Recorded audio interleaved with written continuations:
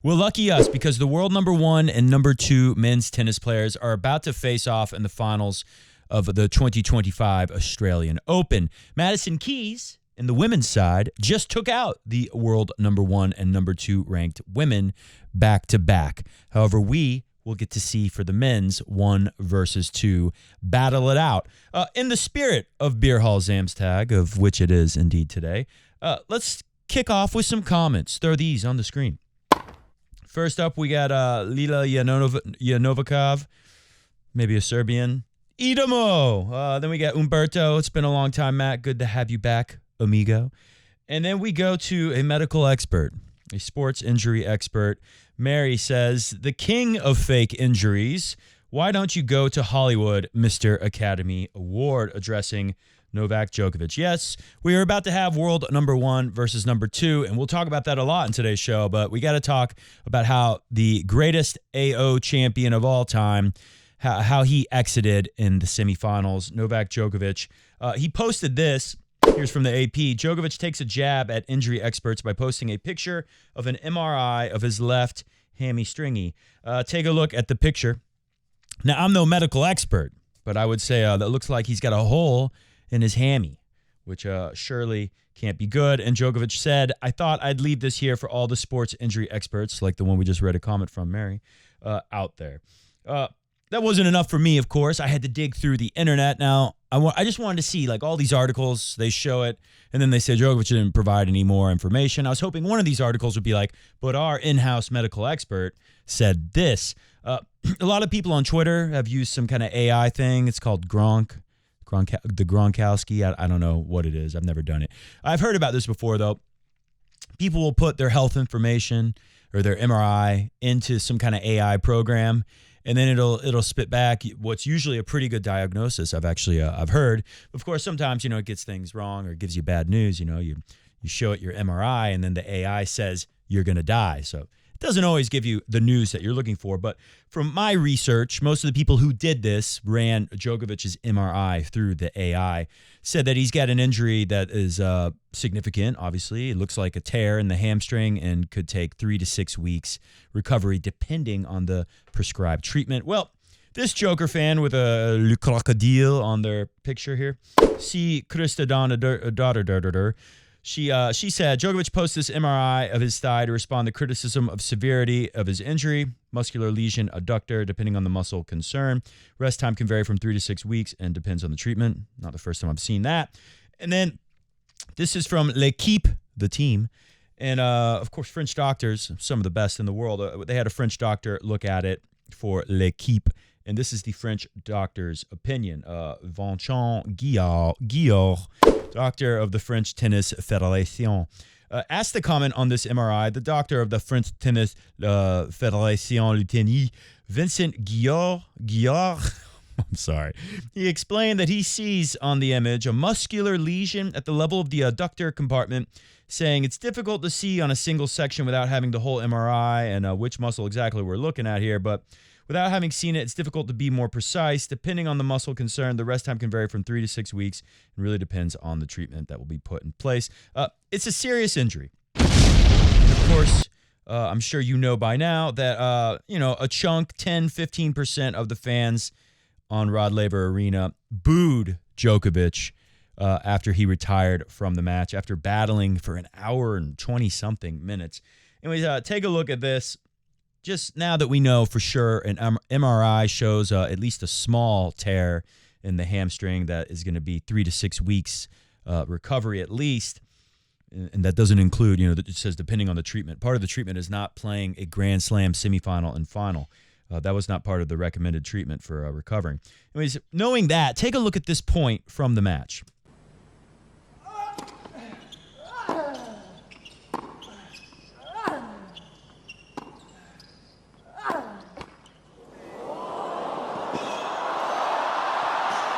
Around the net post, he's there. Couldn't handle it with the hands, Sasha. That's incredible, considering the injury from Djokovic. And I really, I just wanted to start the show off today defending Djokovic because I was surprised to hear the booing. I really didn't expect that.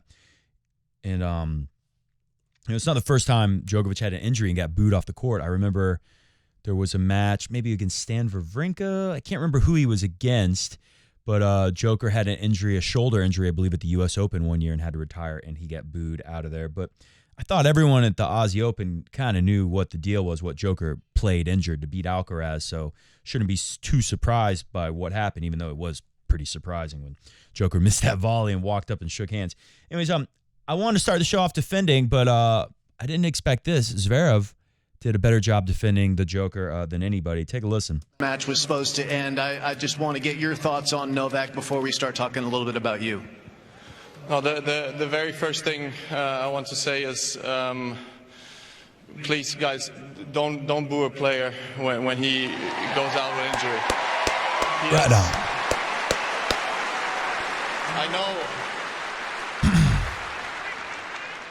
I know that everybody paid for tickets and everybody wants to see hopefully a great 5-set match and everything, but you got to understand, Novak Djokovic is somebody that has given this sport for the past 20 years absolutely everything of his life.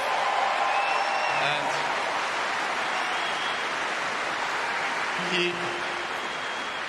he has won this turn with an abdominal tear. He has won this turn with a hamstring tear. If he cannot continue a tennis match, it really means that he cannot continue a tennis match. So please, be respectful. Be respectful. Really show Disgusting some love Aussie for Novak punks. as well. Just get it. That's well said. Some disgusting Aussie punks in the crowd. Be respectful. Anyways, I had to point this out. Zverev, I've noticed, has been getting better and better at talking to the media. I mean, he's getting to be a pretty good interview out there, and it can even be kind of funny sometimes. In the match, did you have an idea that he was struggling to the point that he might not finish it? No, I actually thought it was quite a high-level first set.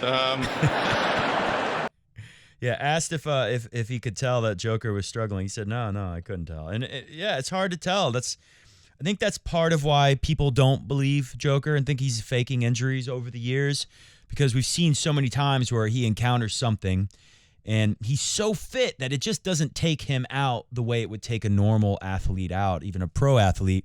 And I think he's so incredible with his fitness that, no one can believe it. Either it's not true, either he's hurt and he's got to quit playing, or he's faking it. That's like all people can really think when they see this, and it just turns out that that's how amazing Djokovic is.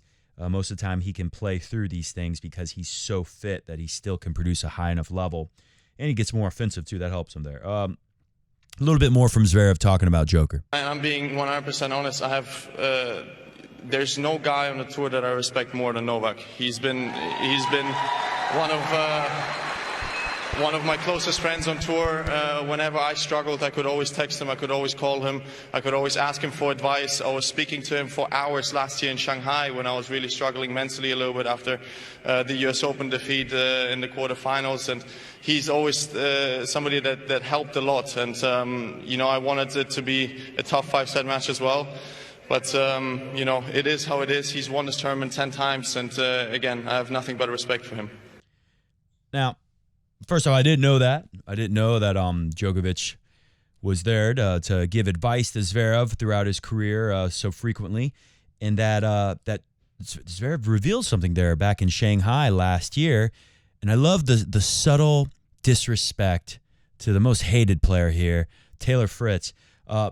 He said that I spent hours talking to Djokovic after I was kind of mentally lost after I had that disappointing loss in the quarterfinals of the U.S. Open. That would be, of course, against Taylor Fritz. So interesting to know that the lowest moment in Zverev's career is when he lost in a big match at a Grand Slam to Taylor Fritz. I couldn't agree more. Just throw a comment on there. It is Bierhall Samstag. Watching after Djokovic's exit, not fair he got booed off the court for retiring. This is, by the way, this is from Adam Saunders. No relation to Adam Sandler's. I don't think he would do that considering it could be his last chance at the AO. The king of the AO, and they boo him. Rafa would never get that treatment at the French Open, and Roger would not get it at Wimbledon no matter what. So, yeah, that's true. And there's always kind of been a double standard with Djokovic. Yeah, sure, you could blame, Djokovic Sometimes he gets in arguments with people in the crowd. So maybe there's a small element of blame with the way Djoker has embraced the combativeness with the crowd. I don't blame him. I feel like I would do the same thing in his position. But yeah, so maybe some people think that's the fun. You go there, you have a few drinks, and you're like, the reputation of Djokovic is like, I'm going to get into it with Djokovic. I'm going to boo Djokovic. I'm going to cause a spectacle. Sure, you can put a little bit of it on that, but this guy did not deserve, especially if this ends up being his last Australian Open, that is a disgrace to some of the Aussie fans that were there. Anyways, in the press conference, and this is the last thing, then we'll get into the finals. We'll talk about X's and O's and tennis stuff. Anyways, in the press conference, it was kind of a hard one to watch because it seemed like the media kept wanting to get Djokovic to just say, look, I'm old and the injuries are getting worse and I don't know what's going to happen to me and I might never get to play again. I might never win again and I might have to retire soon. It's like they just kept trying to push him into saying that. And he dropped a subtle hint for us towards the end. But anyways, take a listen to this. I don't think the question was necessarily bad, but it must be hard for the Djoker. He doesn't want to do this press conference. He could have pulled a Naomi Osaka, but he's more professional than that. And anyways, take a listen. You've been such a great champion here in Melbourne. You had your family here this year. Is there a chance that this might be your last Australian Open? I don't know. There is a chance. Who knows? I'll just have to see, how the season goes, and I want to keep going, but whether I'm going to have a revised schedule or not for the next year, I'm not sure. I normally like to come to Australia and play, and I've had the biggest success in my career here. So if I'm fit, healthy, motivated, I don't see a reason why I wouldn't come. But there's always a chance. Yeah. This press conference, made me a little sad, and I think this is a really hard moment in Djoker's career. And he was pretty genuine there for a second. There, he really he doesn't know. No one can know for sure. And Roger and Rafa got questions like that, and he's trying to stay positive throughout the press conference, and say I'm going to keep trying. I'm going to keep trying. But it just felt like. And nothing wrong with that question, and a good answer from Djoker. But there was a few more injury questions after that. Obviously, Djoker knows going in there, the press conference is going to be all about the injury. And a lot of people were wondering if you would have won that tiebreak, would you have kept playing? And Djoker said, maybe, I don't know. I would have tried for a little bit to see if things get better, see what happened on Zverev's end. But probably not. This is new territory, not being able to play through it for Djoker at the AO, where obviously we've seen him do it in the past. But ultimately, they keep digging away at Djoker and trying to get him to kind of admit defeat in the press room. And this is what Djoker had to say finally, kind of put his foot down on. This is the last English response in the presser. We've become so used to these miraculous physical recoveries. How much of a worry is it for you that here and at the French that wasn't quite possible?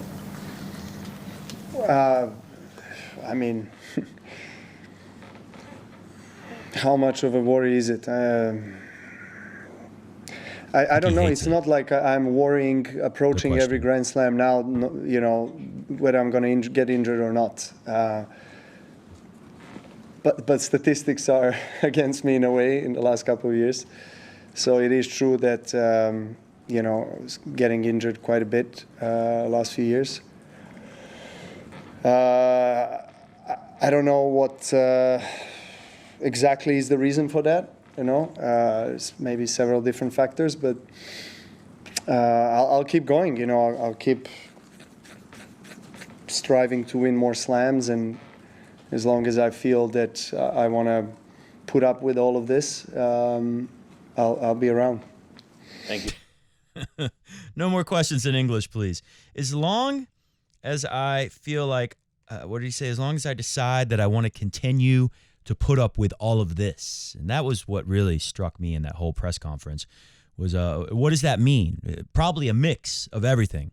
All the haters in the crowd booing him, people in the media giving him, you could tell Djoker started rubbing his head. It's like, you could tell he didn't like the question, and I don't blame him. And then he kind of laughed and admitted, yeah, statistics aren't on my side.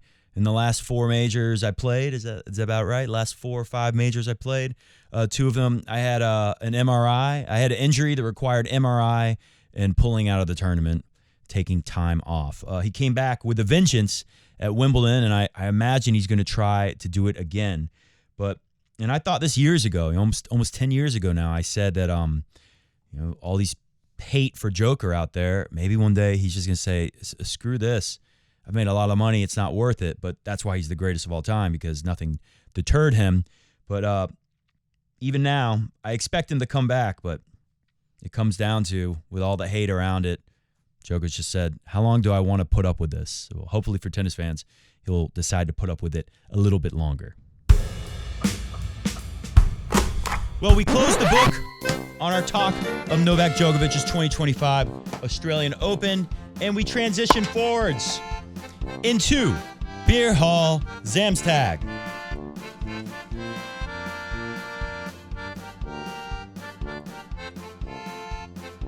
Can I do it fast as the man in the video? Oh. Not on the MacBook. Oh my God.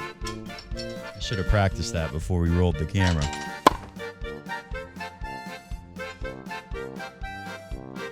Herzlich willkommen zum Bierhall Samstag. This is Coffee Break Tennis, and this is a little tradition that we have in the majors. On a Friday or a Saturday, I turn the show over to you, the viewer, the YouTube viewer, and I drink copious amounts of Deutscher beer, and I let you dictate where we go with your comments. So do comment below, and maybe we'll include you in the next video. For today, it is too late for you right now to comment, but we have excellent expert comments from real diehard tennis fans like yourself from around el mundo.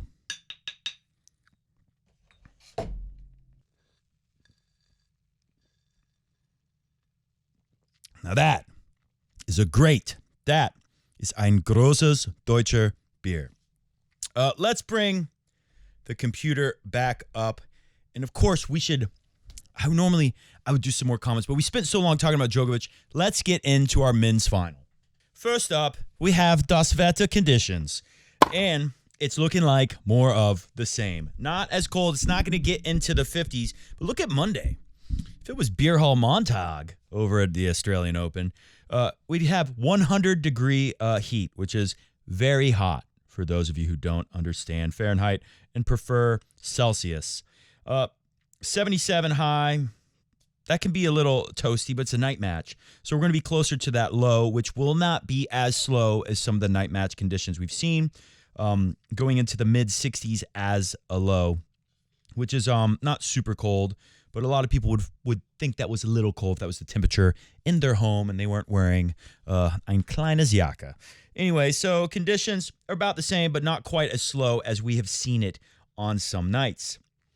Now, before I look at any statistics from the previous matches, or we talk about the head-to-head, which is a good one for Zverev, although the last time they played, Sinner proved dominant over Sasha Zverev, even though it was a very good match in Cincinnati. I'm trying to remember. I think I wasn't there. I think I had a ticket to the quarterfinal. I didn't have semifinal tickets, so I wasn't at the match, but I was definitely watching it in the Cincinnati area and enjoying it. But before we get into any of that, let's go to our champion, our women's champion, Madison Keys, one of the best women's final in a while, and a great run. In fact, it was the first time since 2009 French Open, I think, which was, I can't remember her first name now, Svetlana Kuznetsova, if you remember Kuznetsova. That was the last time someone, I guess, what was the stat? Beat number 2 and 1 to win a major. Anyways, very impressive thing that Keys has done, and we'll look at a stat in a little bit about how she's about as late as anyone in the game right now to, at that age, at that stage in their career, to win a major. And Zverev will be pretty close. He's actually much closer to Wawrinka for if he were to win tomorrow against Jannik Sinner. So look at that in a second. But first, let's look at Madison Keys' advice for Sasha Zverev. Now, she didn't just offer this up on her own. She was asked about it in the press room. Anyways, Madison Keys has one piece of advice for Alexander Zverev from the Tennis Gazette. George Patton, not the general, wrote this. Spelled a little different. Before Australian Open final, Yannick Sinner. She said, against Sinner, after they asked her, I feel like he has better advice, meaning Sasha Zverev. He has better advice to beat Yannick than what I have to give him. But, I mean, look, I think at some point it's really just kind of letting go of the stress of it. And I think this is a good person, actually, for Zverev to take the advice from, because they're in a similar boat, except now she is a Grand Slam champion. So she's now out of the boat that Zverev desperately wants to get out of. He wants to jump out of the boat and into the water of being a Grand Slam champion. Or maybe he wants to jump in Jim Courier style. More precise there. Anyways, I feel like, I mean, at some point, it's really just kind of letting go of the stress of, will I ever win one? Will I ever win a Grand Slam? Not really worrying about it and just playing tennis. At the end of the day, that's all you can control. You can only control your side of the court. That's all you can focus on. If you put yourself in that position enough times, then usually good things will happen. I think that is great advice from someone who's, like I said, in a similar situation, or was, and she's finally rectified it and made all things wonderful in her career. So, and she said that earlier, actually. I'd heard that Madison Keys talked about how what was helping her on this run was kind of the same thing. She kind of stopped wondering, will I ever live up to my potential, and stressing out about it, which that's been in Zverev's mind. All these guys who come close to winning and just never do, especially with the big three around. That's on their mind. So here was another Tennis Gazette story. How many Grand Slams did it take for Djokovic, Carlos, and Sinner to win their first major? Alcaraz is right there with Nadal. Did it very fast. After 8 times playing in majors and making 2 quarterfinals in which he lost, by the 2022 U.S. Open, Alcaraz had won. He was like an 18-year-old. Just like I believe Nadal was recently turned 18 when he won the French Open for the first time. Djokovic, closer to a Federer number. I want to say Federer's maybe 14 or 15 majors played, or maybe 13. Maybe they're the same, but similar. Djokovic had played 13. He'd lost in a final the year before at the U.S. Open, I think. He'd lost in 2 semifinals. And how many quarterfinals had Djoker lost in? And he'd had 1 quarterfinal defeat until he came to the 2008 Australian Open, and he started an incredible run where he'll go on to win 10 Australian Opens. Anyways, he got his first after 13 tries. Sinner, again, really close. Probably Federer is probably right in between Djokovic and Sinner, or maybe they're the same, Sinner and Federer. Another good omen for Sinner's career. Sinner, 2024 Australian Open last year right here, and he had never made a final before that. He'd lost in 4 quarterfinals because he made a lot of them as a very young player, and he'd lost in a semifinal before finally winning. Medvedev, 19 tries. Had already lost in 2 finals before doing that, and a semi and a quarter, throw those in as well. Marin Cilic, take it up a big notch, 29 majors he had played in before he finally cracked one, with 1 semifinal and 3 quarterfinal losses going into that. And then we get to right where Zverev is. Zverev's at 36. Stan Wawrinka was at 35 majors, and he broke through right here at the Australian Open 2014. And he'd had 1 semifinal loss, and he'd lost in 3 quarterfinals. Now look at Zverev, 36, right, but also lost in 2 finals, 6 semifinals. I mean, everyone on this list either has 1 or 2 semifinals. No one has finals except for Djoker with 1 and Meds with 2. So Zverev and Meds tied there, but 6 semifinals. And then again on the list for quarters, 2, 1, 4, 1, 3, 3. Zverev with 5 quarterfinal defeats, 6 semifinal defeats, and 2 finals defeats. Will this be the moment when he wins it? Let me see. Maybe there's a prediction right here from a comment. There's some comments on the screen. Massive Automotive says, oh no, CBT 0, Hindustan times 1. Technically, they said that he was going to pull out before the match, the Hindustan time, said Joker's going to retire from the tournament before taking the court with Zverev. I said he's definitely going out there and going to give it a try. So I don't feel like I'm wrong. Bob was wrong when he said, of course, Shelton will reach the final. JT, for once, the clickbait papers were closer to right than not. Novak retires after 1 set due to his injury. Okay, we'll give him that. They were closer. But, I mean, I wasn't that far off either. Sasha on to the final. Bad man. intro 17 minutes long of a 25-minute show. I don't think that's going to happen this time. Bierhall Samstag, Freitag always takes a long time. You're the tennis commentary goat, Matt. Thank you, Mr. Badman Skills. BR1729, center is indeed Joker 2.0, the most boring player since Djokovic. I've heard guys who know a lot about tennis say that center is kind of boring. People used to say Joker was kind of boring, but the storyline with the big three made it exciting no matter what, and the way Joker is on court. Now, center, he's more like Bjorn Borg. He's pretty quiet and calm out there. Yeah, that's fair to say that center can be, boring. I'm not bored watching it, but, I love tennis so much and I play so much, so I really appreciate watching a guy that can move like that and hit such a heavy ball over and over again without missing. To me, it's never going to be not fun and interesting to see that ball striking and movement. But I get why some people say that, a Kyrgios match, you have no idea what's going to happen. Roger Federer match, you have no idea what's going to happen. Federer is so rare, a guy who can win that much, that consistently, and play the way that Roger won. Typically, it's more like Djokovic or Sinner, where it's more predictable what they're going to do. Rafa a little bit like that, but I put Rafa more on the unpredictable side and just the way that you could never count him out. And watching his forehand, he can dominate and dictate with his forehand, which can be pretty exciting. But yeah, Sinner and Joker, they just kind of absorb everything you have and make very few mistakes and, rev it up when they need to and always find a way to win. Sinner, definitely a heavier ball striker, takes the ball earlier than Joker. But yeah, I think that's fair. Some people can say that they find Sinner more boring compared to, someone who's more unpredictable with their style of play, like Ben Shelton. I thought that was an entertaining match, even though it was tiebreak 6-2, 6-2. Ben Shelton was able to do things in creative enough ways to make some very interesting rallies, especially contrasting against Sinner. Let's take a look at this. This is a factor for tonight.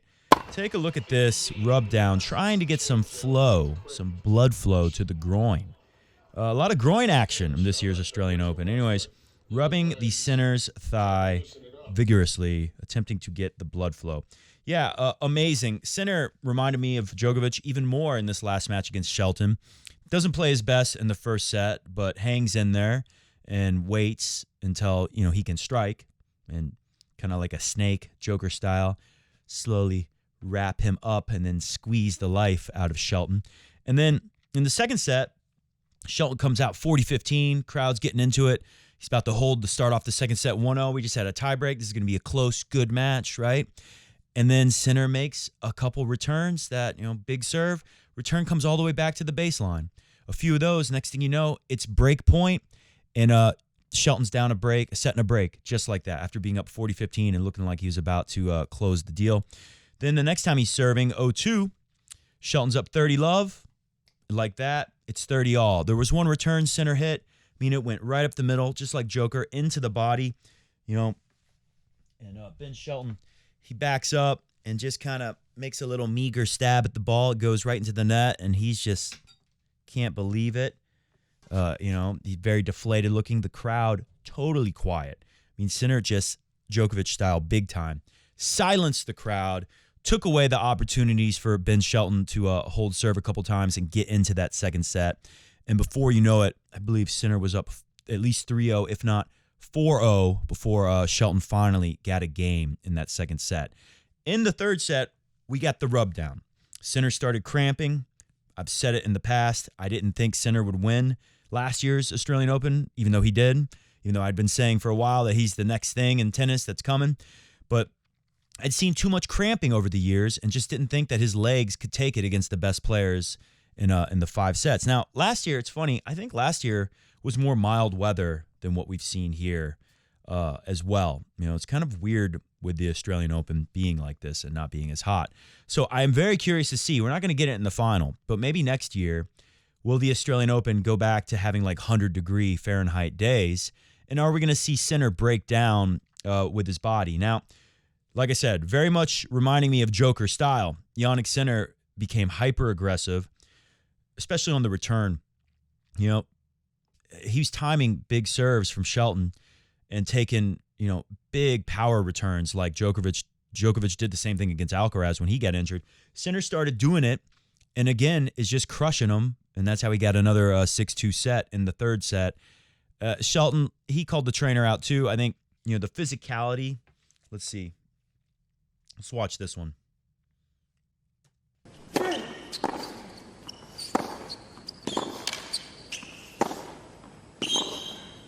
think this is Shelton had just had a couple game points in the first game to start the second set. This is it. And then Sinner turns around, gets into advantage, and puts Shelton through this long. Look how much he's running the guy around. Sinner's not having to move as much. Until eventually there's a big enough opening to hit a ball that's really not very risky for Jannik Sinner indeed. So that reminded me of the Djoker big time. And especially in the third set when Sinner moving less, he's still getting the balls, but you could tell he didn't want to move because he didn't want to test his legs too much and maybe get stuck in a fourth set. And I think, what was it? Shelton was up like 2-1 maybe in that third set, and there would have been some belief for the Shelton team, and definitely with him. And then Sinner just went hyper-aggressive, hitting great returns, and he finished them. So that's an opportunity for Zverev, and definitely I think Zverev could win this. It's going to be hard, but my prediction is definitely I'm going with Sinner, right? How could Sinner not win this?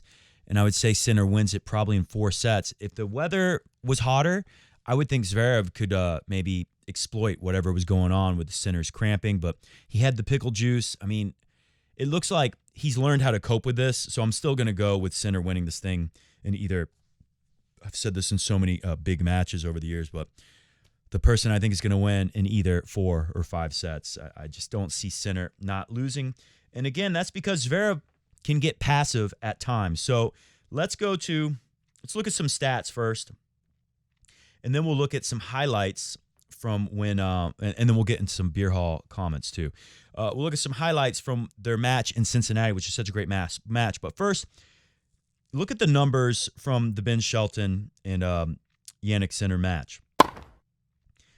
27 winners to Shelton, but 55 unforced errors. He out-hit Sinner in winners by just 4, 23, only 26 unforced errors from Sinner.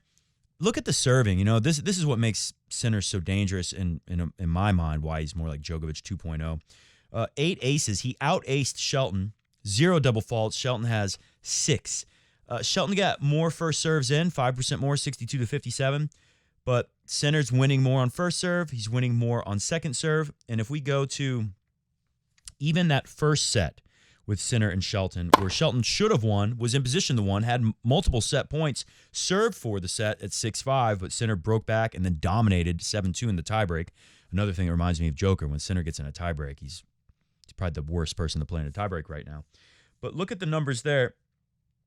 47% first serves in for Sinner. So barely getting the first serve in. Shelton's almost got 60% in at 59, and still Sinner winning more on the first and a lot more on the second serve than Shelton.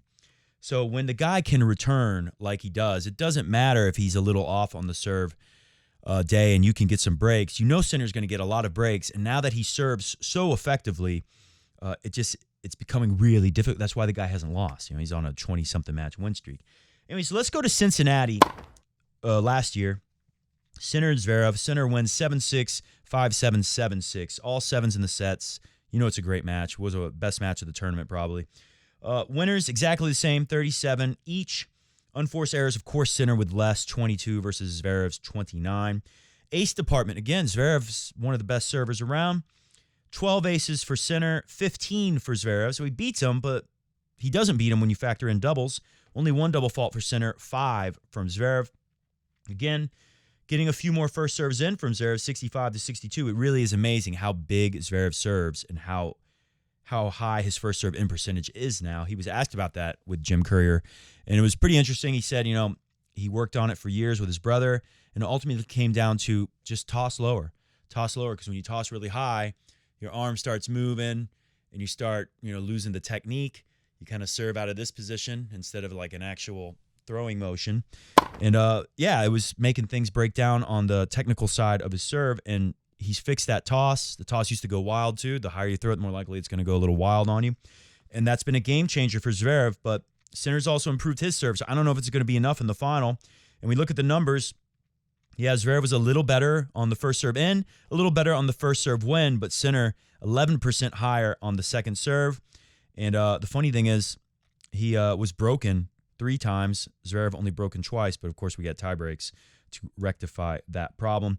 Take a look at the final set, though. That's another thing I've noticed about Sinner is when you get into a final set or you get into a tie break, he just, like Djoker, he locks down, makes less errors.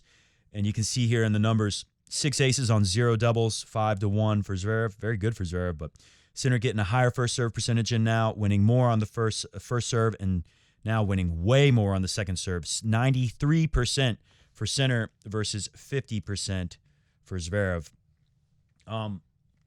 Let's look at the highlights from the match. I hope that I don't get my video taken down. I'm going to be so furious if that happens, but let's risk it and run some highlights from Cincinnati. It's not a lot. So one thing I'm looking for here, and Zverev has gotten better about it. He just served like he's in an attacking position now. Didn't do enough with that. And I saw a point just like that where Sinner's big, heavy, spinny. Sinner has some of the highest RPM on a backhand on tour. Heavy, spinny. Reminds you of Rafa running down that lefty forehand and going up the line with the banana on you when you approach to that corner.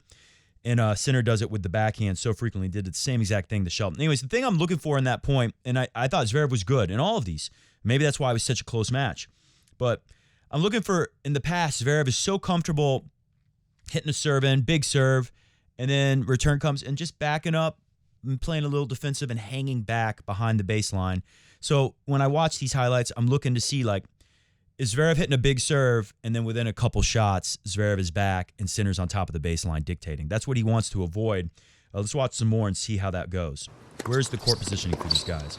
So Zverev, he backed up. How long is he going to hang back there?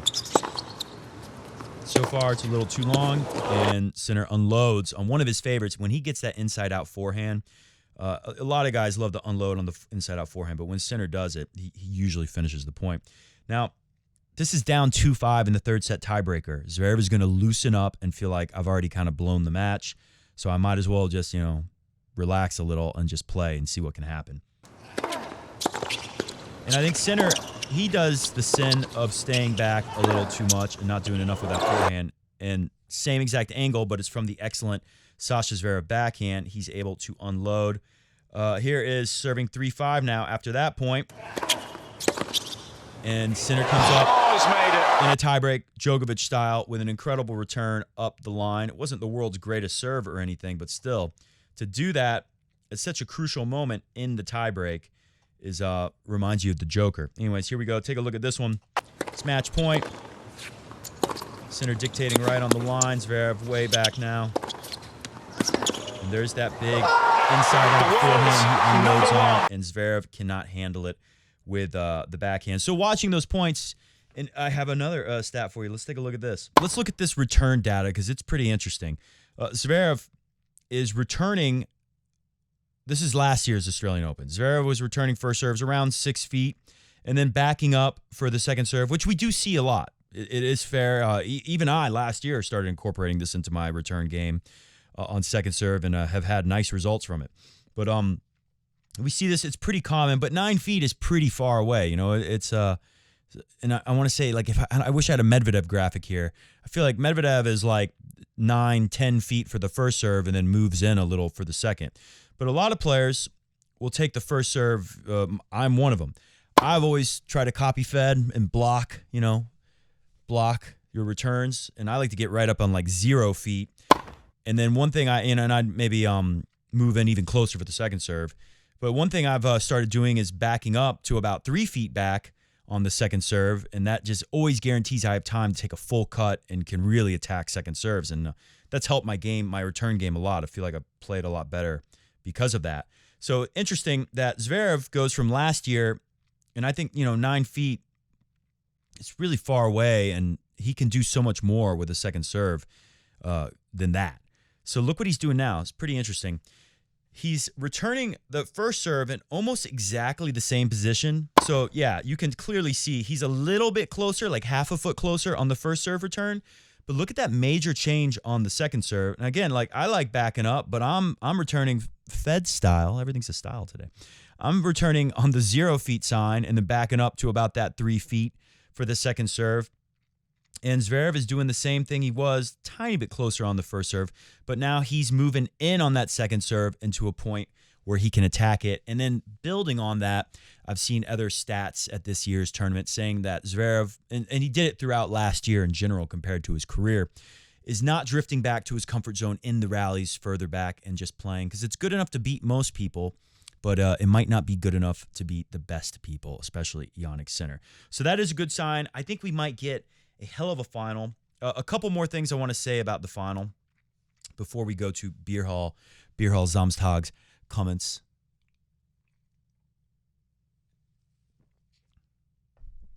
By the way, we got Hofbrauhaus, Freizing, Jägerbier.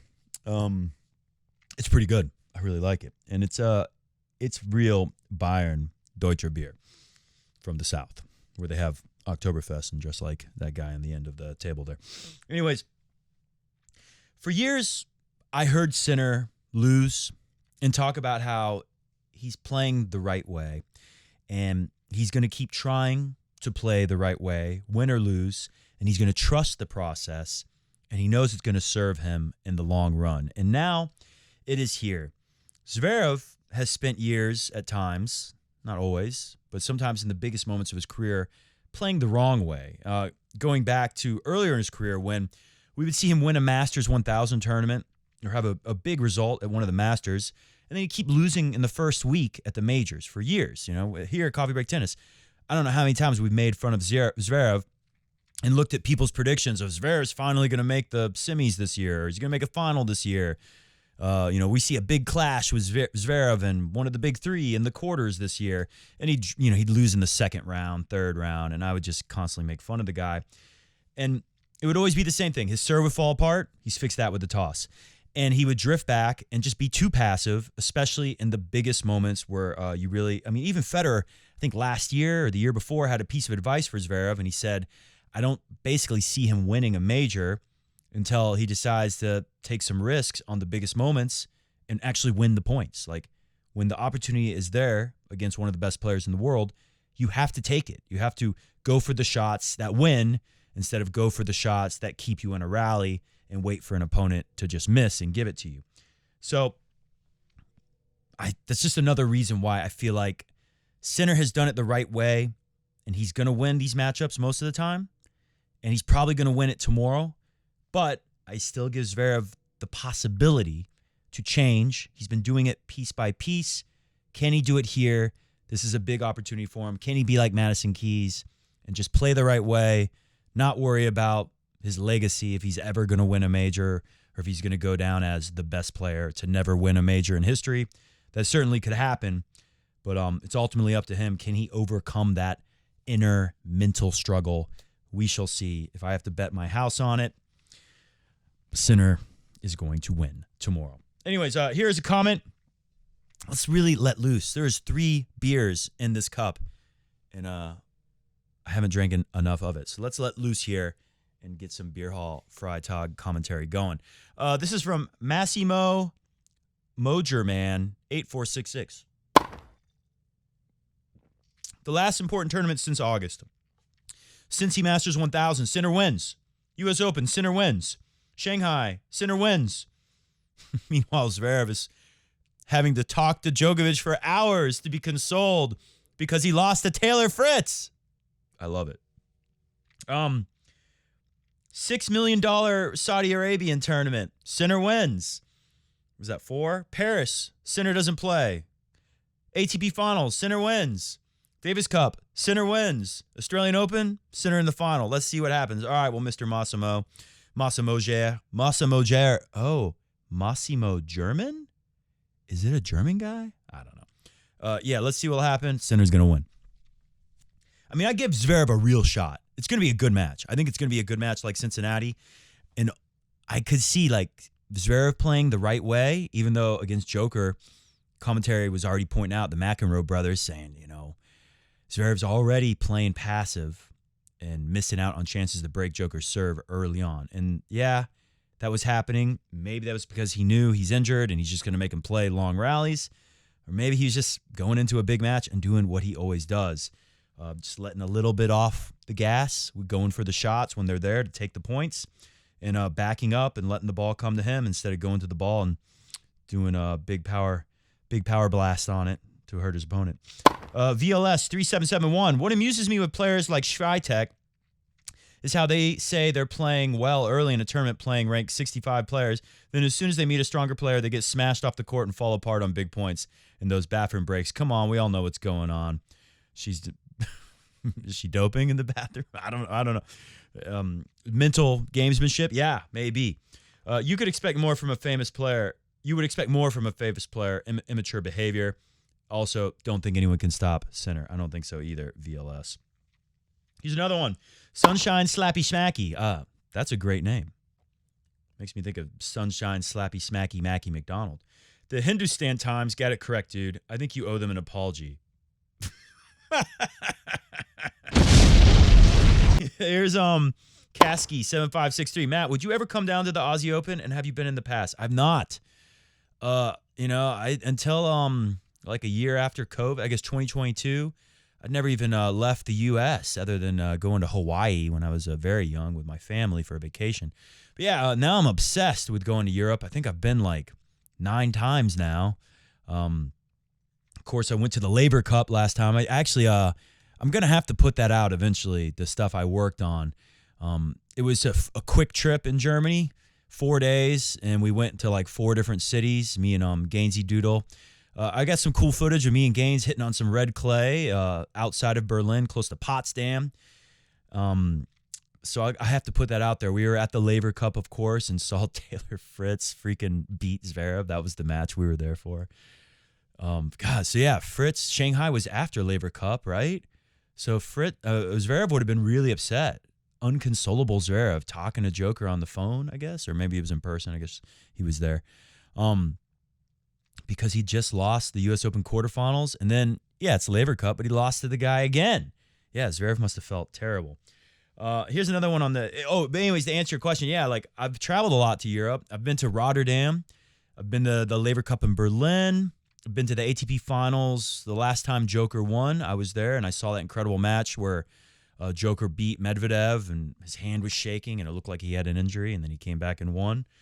I've been to France a couple times. I love France. I want to travel and time it with tennis tournaments more often. And Crunch Time teaching guru has been telling me for years that I need to start doing come train with Matt tennis camps. And he said I should do them right here in Atlanta and have people come down and pay to train with me for a weekend. And I said to him, I would really like to do that, but do it, in like cool places like maybe Melbourne, go to the Australian Open, go to some matches, do some training. So maybe that'll be something I try to do in the future. We shall see. But yeah, I definitely would love to go to the Australian Open. I'd love to go to all of these tournaments. The only major I've been to is the U.S. Open, though. French Open, I think, would be fun because I really love France, and Germany was great too. Anyways, moving on to Kira, the killer note. The Hindustan Times is not fake tennis news media. It is Indian media, which by default you can assume to be fake. Indian media has one of the highest percentage of fake news in legacy media, print, and TV in the world. That might be true. But Modi might disagree with you. Anyways, Zardo's 7900, or maybe Modi would say, of course it is a fake. Anyways, was that an Indian accent? I don't think that's what I'm doing. Please don't tell anyone I did that. 919. A carrot a day reduces the chances of colon cancer by 17% in both. I wish I had a carrot under the desk to pull out and start chewing on, because Zardo's 7900. I think you're right. I'm going to eat a carrot a day. That's a good idea. And the interesting thing is, reduces colon cancer by 17% in both Americans and Europeans, which is interesting. Marty88. The unseasonal cold nights indicate global warming is not for real. In the past, I would not even have read this comment. But since Donald Trump won, we can now say anything without getting in trouble on the internet, I think. Unseasonal cold night indicates that global warming is a fraud. It's not for real. He didn't say fraud. I said that. It seems so. Unless the averages are getting warmer, I don't know. I wish I would have clicked the replies. I'm curious to see the replies to that. You might be onto something, Marty, but bring me the data. I'm not going to commit to anything until I see some numbers and some data.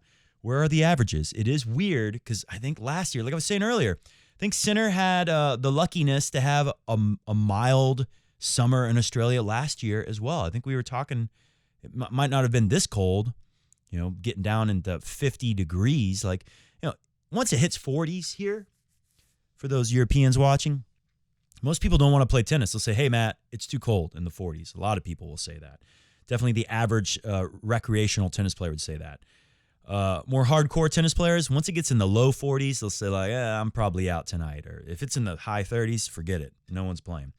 Low 50s, a lot of people won't play in those conditions. So weird at the Australian Open in Australia's summer, you would have a night match that hits 50 degrees. That's pretty crazy. Kobe Crosby says, I am the GOAT. I think he's talking about me, I hope. Kasky says, poor Demon Head. Credit for him to make it this far with such little firepower in his arsenal. Hope he keeps improving and raising his level. It's funny you say that because, one, it's impressive, number one. Yeah. I mean, he's improved his serve. He's made his forehand more of a weapon. He's done everything he can. And he's kind of like David Ferrer now. And maybe, if the stars align, like David Ferrer did beat Rafa once in Barcelona, I think, maybe. Once or twice, maybe, Ferrer. So he did get that win. And maybe Demon will do that. And to me, this was sad. But Demon said, I know in his press conference, I showed some from the last video, but I didn't get to this part, probably because it was sad. He said, I know I can improve more and I can do more in my career. And then he said, if I'm in the right side of the draw, and basically he said, I can make a semifinal, because I guess quarterfinal is his best result ever. I can make a semifinal or a final and then lose to Sinner again, is basically what Demon said in the press conference. So he's like, I know I can do more, but he didn't say one day I'll finally win a Grand Slam. You never know. It didn't happen for Ferrer. I doubt it's going to happen for the Demon, but it is really impressive what he's done. And sure, I'd like the Demon to win the Australian Open one day, but I don't think it's going to happen. Ex-Stalker says, Djokovic in all caps. Yeah, he's the greatest of all time, and he's going to keep trying, I think. So I hope we get to see him go deep and have another shot at winning a major. Luca Tubo says, yes, you said Sinner, unlike that time when you said that Cahill he would not go anywhere with. I don't forget. Yeah, I was kind of joking, but I said, anyone associated with Agassi, and dude, the curse is real. Agassi came out, where was it? I saw Alcaraz was talking to Agassi, maybe at the U.S. Open or something, and then Alcaraz lost. Right? He had a upset. So yeah, the Agassi effect is real sometimes, and I said it would extend through Cahill and ruin Sinner, but obviously I was wrong. I think I was joking a little. I do forget when things are unfavorable for me. Duncan Bradley says, Coffee Break Tennis calling out the tennis fake news websites as vintage peak content. No fake news. Yeah.